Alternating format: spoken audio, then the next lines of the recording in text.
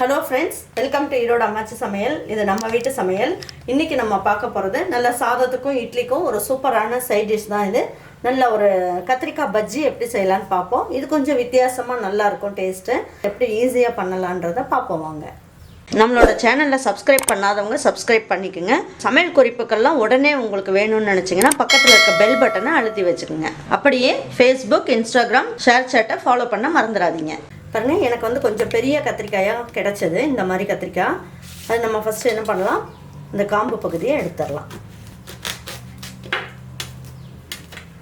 இது வந்து நம்ம முழுசாகவே போட்டு வேக வைக்கலாம். இருந்தாலும் நடுவுலலாம் வந்து நமக்கு பூச்சியெல்லாம் இருந்தால் தெரியாது. அதுக்காக லேசாக அப்படி கட் பண்ணிக்கலாம்.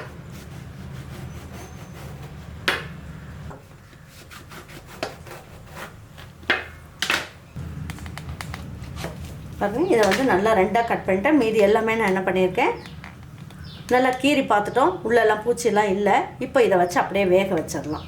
இந்த மாதிரி ஓட்டையாக இருக்க பாத்திரம் எடுத்துக்கோங்க. எடுத்துகிட்டு இதில் அப்படியே போட்டு வேக வச்சிடலாம்.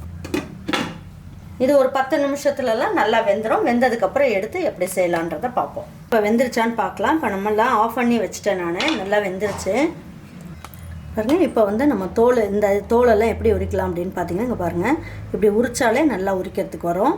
தோலெல்லாம் அப்படி உரித்து எடுத்துடலாம்.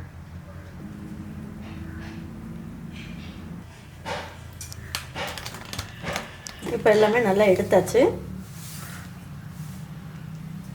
இப்போ இதில் இருக்க தோலெல்லாம் நம்ம கீழே போட்டுடலாம். இந்த கத்திரிக்காய் பஜ்ஜிக்கு தேவையான அளவுக்கு எண்ணெய் ஊற்றிக்கலாம். இதில் ஒரு 1/2 ஸ்பூன் அளவுக்கு கடுகு போட்டுக்குங்க. ஒரு 1/4 ஸ்பூன் அளவுக்கு ஜீரகம் போட்டுக்குங்க. இதுலேயே ஒரு ஸ்பூன் அளவுக்கு உளுந்தம்பருப்பு போட்டுக்கலாம்.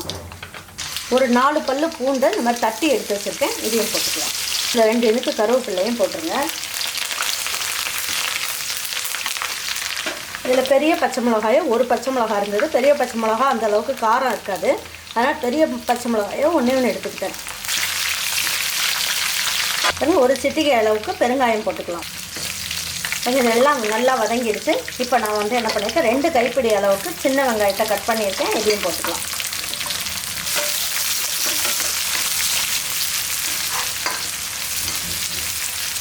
இந்த கத்திரிக்காய்க்கு தகுந்த அளவுக்கு உப்பு போட்டுக்கலாம். ஒரு 1/4 ஸ்பூன் அளவுக்கு மஞ்சள் தூள் போட்டுக்குவோம். 3 தக்காளி எடுத்து வச்சுருக்கேன். நீங்கள் புளி போட்டு செய்கிற மாதிரி இருந்ததுன்னா 2 தக்காளி போடுங்க. புளி வேண்டாமா அப்படின்னா 3 தக்காளி போட்டுக்குங்க. இதுலேயே கொஞ்சமாக மல்லி இலையும் போட்டுக்கலாம்.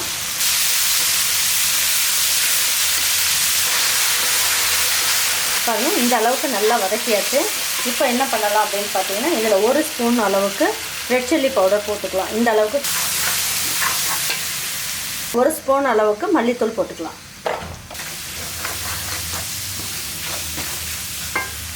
இப்போ நான் என்ன பண்ணியிருக்கேன், கத்திரிக்காயை இந்த மாதிரி வேக வச்சு எடுத்து வச்சுருக்கோம் இல்லைங்களா, இதை வந்து நல்லா மற்ற இல்லைன்னா இந்த மாதிரி கட்டை கரண்டியாக இல்லைன்னா வந்து கெட்டியான அடி கனமான ஒரு கரண்டியை எடுத்துக்கணும். இந்த மாதிரி நல்லா மசிச்சு போட்டுக்கலாம். இந்த மாதிரி நல்லா மசிச்சு விட்டாச்சு. இப்போ இந்த கத்திரிக்காயும் இதில் போட்டுடலாம்.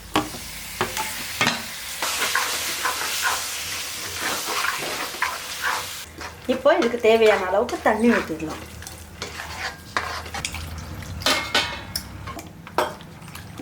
இட்லி தோசைக்கெல்லாம் வச்சு சாப்பிடும்போது இந்த அளவுக்கு தண்ணியாக இருந்தால் தான் நல்லாயிருக்கும். சாதத்துலேயும் போட்டு சாப்பிட்றதுக்கும் நல்லாயிருக்கும். இப்போ வந்து என்ன பண்ணலாம், ஒரு தட்டை வச்சு மூடி வச்சிடலாம். ஒரு 2 நிமிஷம் நல்லா கொதிக்கட்டும். கொதித்ததுக்கப்புறம் என்ன பண்ணணும்னு சொல்கிறேன். பாருங்கள், இப்போ வெந்துருச்சான்னு பார்க்கலாம். நல்லா எண்ணெயெல்லாம் கசிஞ்சு வந்துருச்சு.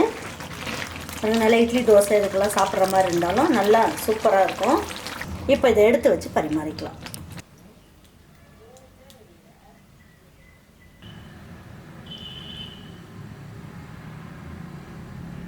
இதே மாதிரி ஒரு கத்திரிக்காயை உங்கள் வீட்டில் இருக்கவங்க எல்லாருக்குமே செஞ்சு கொடுத்துட்டு அவங்களுக்கெல்லாம் பிடிச்சிருந்ததுன்னா லைக் பண்ணுங்கள், ஷேர் பண்ணுங்கள், சப்ஸ்கிரைப் பண்ணுங்கள், மறந்துடாமல் கமெண்ட்ஸ் பண்ணுங்கள்.